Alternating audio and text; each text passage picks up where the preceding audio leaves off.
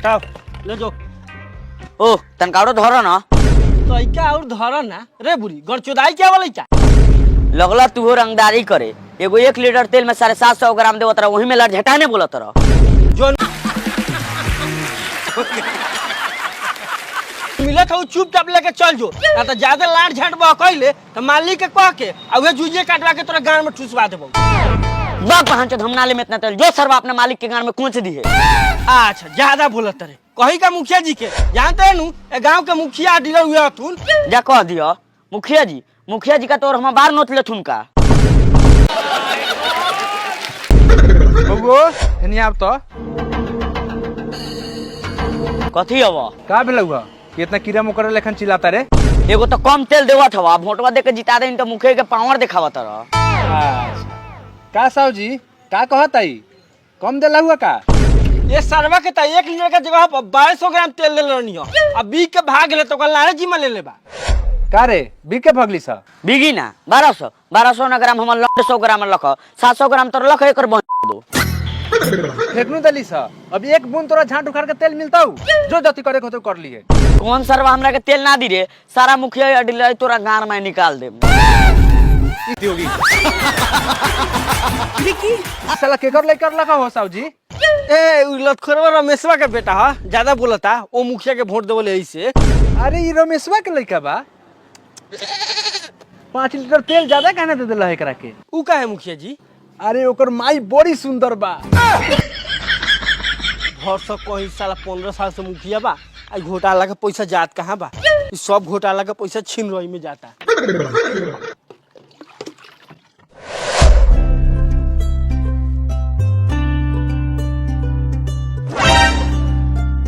हम जानत रहनी सरबत तेल लेवे जाई और नहीं बेच के खा जाई।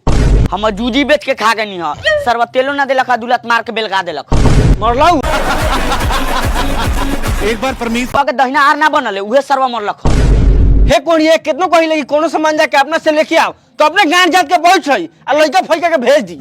तू कथि करलस रे भोसड़ी तो तू कथि करलस रे तू कथि करलस तू कथि करलस कोढ़िया लैला मजनी की जोड़ी, फिर रांझा की जोड़ी, श्री भरहाट की जोड़ी, देवदास पारो की जोड़ी, बनरा बंदरी की जोड़ी। तोहनी के अपन काम कर हम अपन काम करता नहीं। आखिर एक साथ फेरा लेके जन्मों जन्म सातों जन्म के क्रिया खा के ये दोनों बनरा बंदरी मतलब मर्दा मेहरारू काहे लड़ता चलो जानता ओ काप काप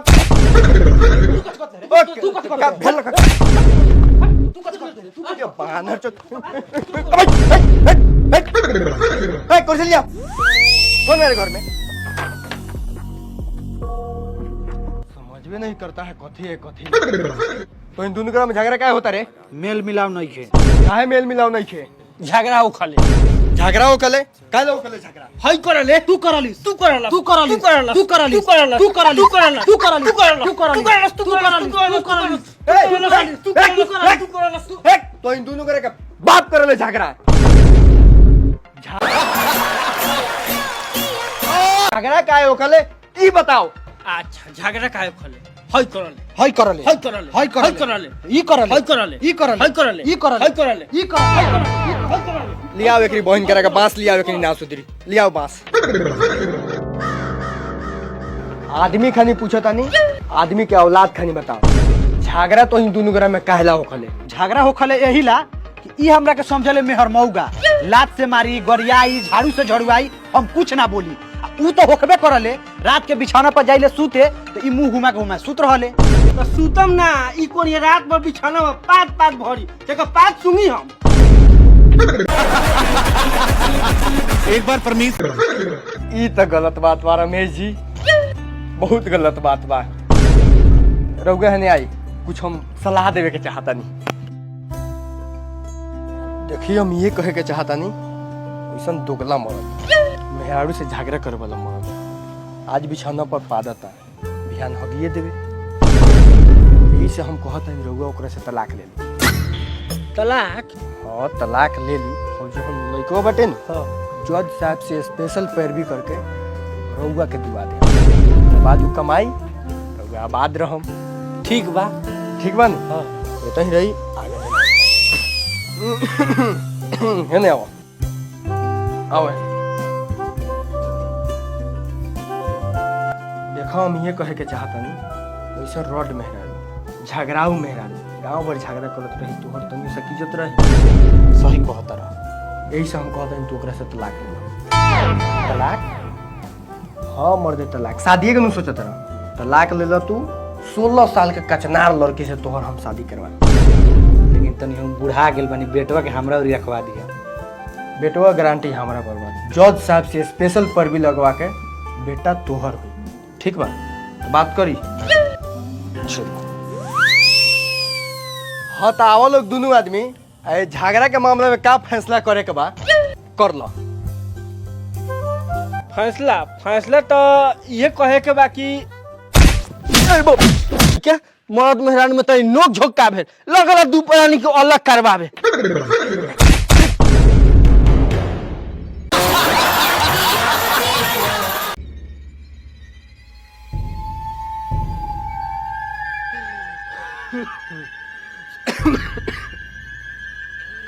सर्व दू विगत के झगड़ा चोरावे जैसे लाभरा जोन भी सर्वा कहले बा बहुत सही कहले बा। तोरी बहन करा के गांव के लोग के 10 गो रुपया दे देवे के लेकिन बुद्धि ना देवे। बताओ पहले सालों भर कुत्ता बिलाई खाई लड़ल हम कितना बढ़िया सलाह देनी हमरे के धांग दे लाड़ सलाह देवत रहला तू तो चाहत लोग खूब कोर्ट कचहरी के चक्कर लगवा या खूब पैसा कमाई। मतलब पैसा कमातनी ना तना मुखिया जी बारन का साहूजी बड़ी चरखुटा जमीन बा केकर बा हो? ई जगमोहना के बा। जगमोहना के हाँ तमकी के मनरेगा के पैसा घोटाला करके ये लिखा लेवल जाओ का? वो लिखा लिया उहे तो लागत हो। नमस्कार दोस्तों स्वागत बा लोग इनके अब तक भोजपुरी न्यूज से हम देवेंद्र देहाती कैमरामैन सरवीन सवरिया के साथ आज मुखिया जी को देंगे गाँव में कितना विकास भेल बा ना भेल। ई सर्वा न्यूज वाला सा चौवर चाचर में कहाँ से पहुँच गए साहूजी? मुखिया जी सवाल के जवाब देना पड़ेगा। मुखिया जी सवाल के जवाब पानी तूफान मांग रहा कौन बात? मुखिया जी सवाल के जवाब देना पड़ेगा। आप कौन है मुखिया जी? रुक साला रुक। आप कौन है? कौन है आप? पिए हैं बताइए पहले पूरा बिहार में दारू बान है ये पिया है कौन सा ब्रांड पिया है? ये बुकलान साला पिया नहीं पिए। एक पूछो लार पर पाद हमरा मुखिया जी के सवाल के जवाब देना पड़ेगा। साला बताइए पहले ये मीडिया पे हाथ उठा रहा है मीडिया पर अभी तो नहीं जाता। बताइए भाई बहन लोग ये मीडिया पे हाथ उठा रहा है मुखिया जी हम आपका 2 मिनट लेना चाहते हैं। जनता के गुलाम तो हम बरले बानी ले ला। अच्छा तो ठीक बटे तो चलियो तनी गाछवा के पीछा। अरे ई का रउए शायद गलत सोचा तनी पॉइंटवा नु ढीला बाटे और ऊपर से घाम बा यही से पर कोनो बात नहीं है। ई बताई ये पूरा गांव के लोग रउआ के गाड़ी काहे तो बोले? गजब बा महाराज गांव के पूरा लड़का सियान बुढ़वा जवान सब वो गाड़ी नानू हो वो तो प्यार हो और वही प्यारवा के वजह से तो हम 15 साल से मुखिया बनता हुआ तानी। मुखिया जी फिर आप चुप रहिए आप पिए हुए हैं। मुखिया जी सर समझा दिया तो बड़ी मारम कितना पे के कह देनी कि हम पीले ना कि पिए बानी। हम बार ना उखाड़ लेबा जिंदगी भर मुखिया के दहिना आरे रहबा। हाँ। अच्छा मुखिया जी घोटाला के बारे में क्या कहल चाहतानी? घोटाला देखो घोटाला बहुत अच्छा फिल्म बा जो अपना साली के साथे देख ले रही बड़ी मजा आए रहे हमरा सालियों के।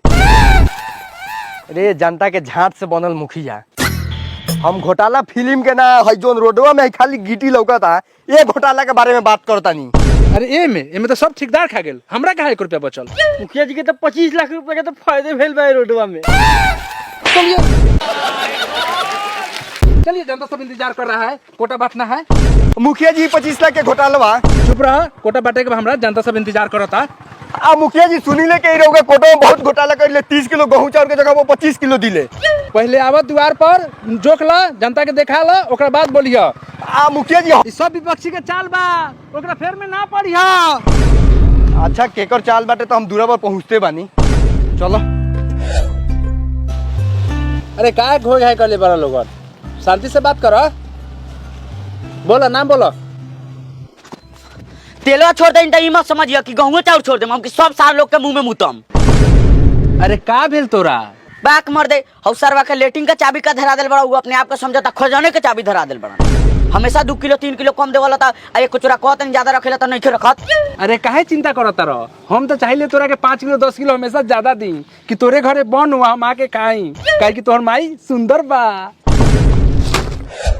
जूझ ना भाई के कोटा देवला देवे के भाई कहला 2 कचोरा ज्यादा ही रखत तनी आ 7 किलो कमे हो जाला। अरे 1-2 किलो कम ना दे हम तोहनी के तो हौ जौन सावजी पलदरिया करत रहन उ तोहनी के गार लेके जीहन। 1-2 किलो कम देवा तारा तू 15 किलो नजुए मिलेला आ 7 किलो कम में देता रहा, बचल का जूजी। वैसे कैसे कम हो जाई? ओ सावजी लेके जोखा था, अगर कम ना भेल तो सर पुलिस बोला के तोरा के जेल में कुचवा देम। मुखिया जी ई तो 1 किलो ज्यादा ही हो गेल। ज्यादा हो गेल? ऐसे कैसे ज्यादा हो जाई हो? नहीं खेल लौकत, आँख में लाल को नंबर घर के काटा बा, सरकारी काटा बा। हमरा कांटा में गड़बड़ लागत हवा, हम फैन से जोखा। ए रुक रुक रुक, अगर सर काटा छुछा कलन तो हाथ काट देम। तब तो कुछ गड़बड़ बा, अब तो जोखबे करब। ऐसे कैसे जोख लेबे रे? ऐसे कैसे नहीं जोखता हो? जोखो हमरा कोनो दिक्कत बा जोखो।